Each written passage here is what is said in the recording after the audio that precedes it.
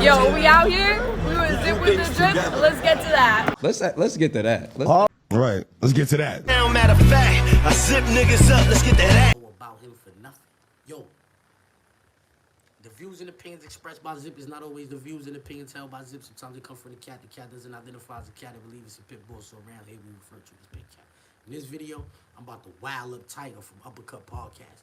But before we get into the video, do me a favor. Stall off on the like button, share, subscribe, hit the bell icon so you'll be notified when I drop these videos and all that. Alright, so boom, check it. The nigga Tiger from Uppercut Podcast, he's an agent provocateur. And I ain't even mad at him. He gotta get his money, right? That nigga be stirring up a lot of controversy in the hip-hop industry. I don't want to say the black community because hip-hop is not relegated to black people. Black people are not the only ones who subscribe to the culture of hip-hop, like who embrace hip-hop as their culture. You know what I'm saying? I feel like we can't even do that because if you say your name the top 5 rap groups of all time, you're gonna say the Wu-Tang Clan. The Wu-Tang Clan. These niggas is from Staten Island. They named it Shaolin. So if you got Chinese kids like Korean kids, like niggas like Tiger, China Mac, if you got niggas like that in the culture, how could you say anything? You got the best rap group of all time, in some people's opinion, is the Wu-Tang Clan. These niggas they came around with that. Know what I'm saying?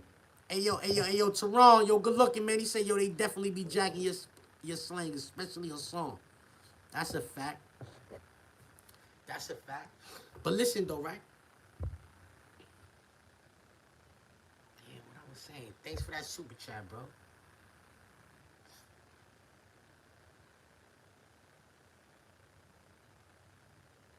Damn, man.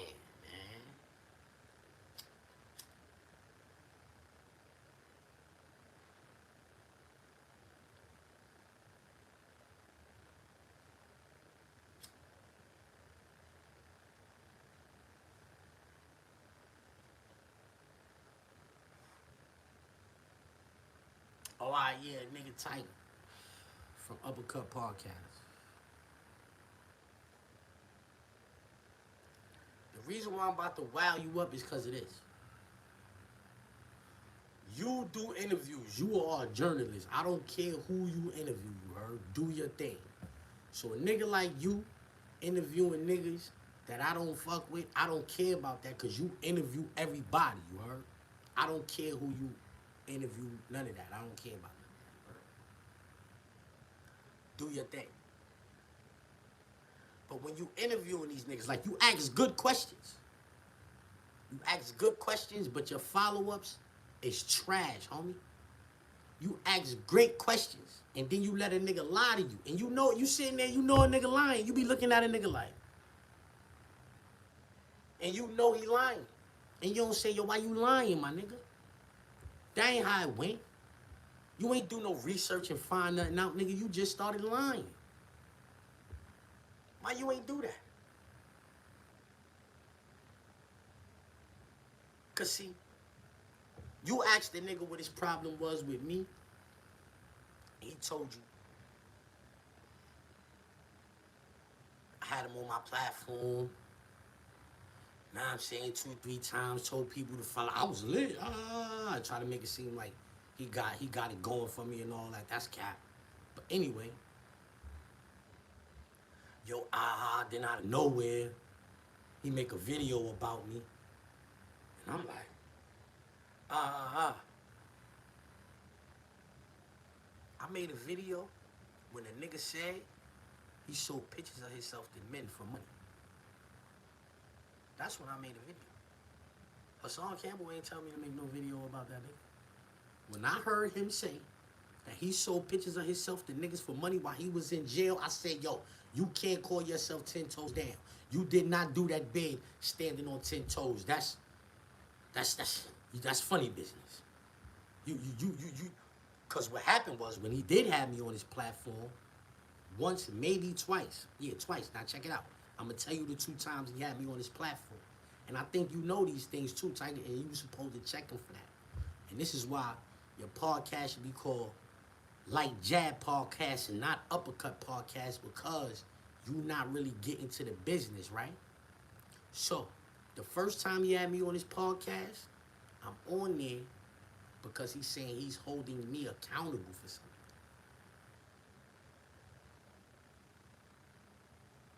He said he's holding me accountable for something. Whatever that was. I think that's when I was on there with the Anton Daniels nigga, right? Then, he said something about he put pictures of himself, he was selling pictures of himself to niggas for money. Yeah, you nasty. You can't call yourself 10 toes down, blah, blah, blah, blah, blah, blah, blah. And then, he started saying I was a rat. Saying he got paperwork. If I pull up to his platform, he gonna drop the paperwork. All I gotta do is pull up to his platform, he gonna drop the paperwork.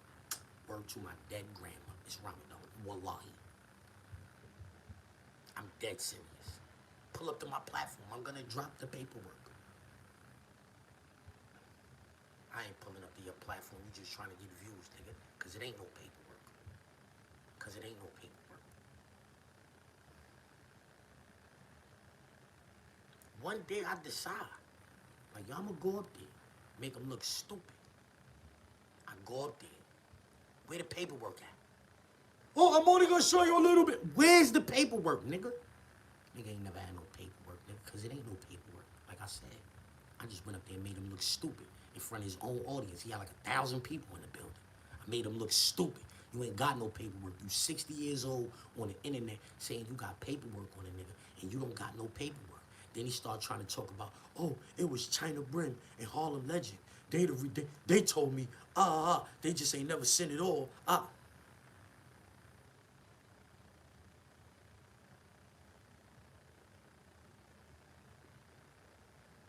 Come on. So you was for like 6 months. I let him lie like that for 6 months, saying he strung them people along for 6 months, saying he had the paperwork. He had the paperwork. If Zip with the Drip come on my platform, I'll show you the paperwork. On my nuts that much, lying on me, wanting me to be on his platform so bad that he lied and said he got paperwork on me, that if I come on there, he'll show me. I went on there, he ain't have nothing. I played myself. All of this time, I've been on the internet going back and forth with my fans. These niggas love and adore me. They don't even know me. These niggas love and adore me. They don't even know me. This is crazy. This is crazy. I've really been on here arguing with some niggas that love and adore me.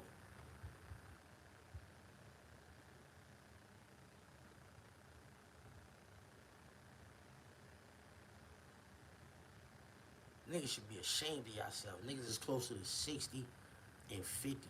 And niggas be on the internet talking, saying all kind, oh, the nigga couch this, the nigga couch that. And at the same time, be trying to work with a nigga. So shout out to my man for bringing that to my attention. Y'all niggas is, at this point, y'all niggas is the ones yelling loud from the nosebleeds.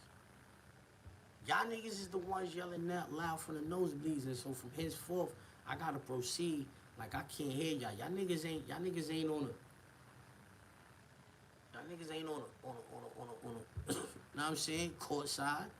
Y'all niggas is yelling loud from the nosebleeds. I can't pay y'all niggas no more, man, because y'all niggas can't even keep it real. You can't even say, yo, I said, I was selling pictures of myself to niggas for money in jail. Zip said, yo, that's some corny nigga shit, and then I started lying on them. Niggas can't keep it real because you're going to sound like a buster.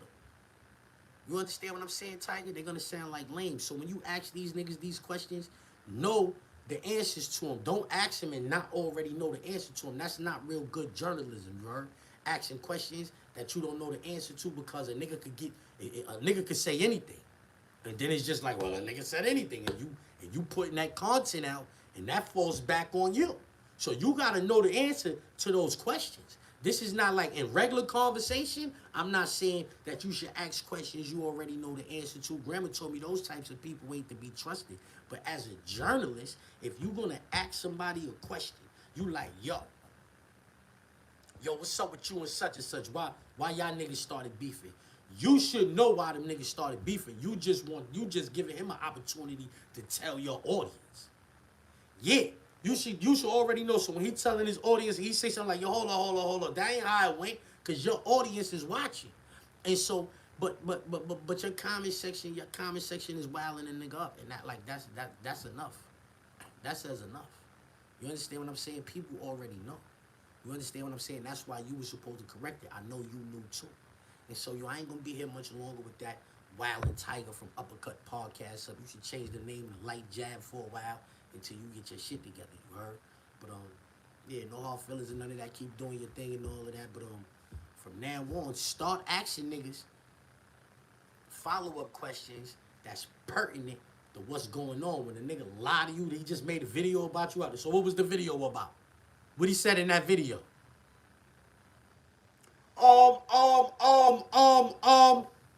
He said something about me selling pictures. I was selling pictures to men while I was in jail for money and blah, blah. Everybody gonna be like, oh, he was supposed to make a video saying that. Yeah, because what you mean you was doing that while you was in jail? You understand what I'm saying? Let's get to that. You feel me? Queens who get zip for the drip. Oh, let's get to that. Talk to Yeah, him. let's get to that.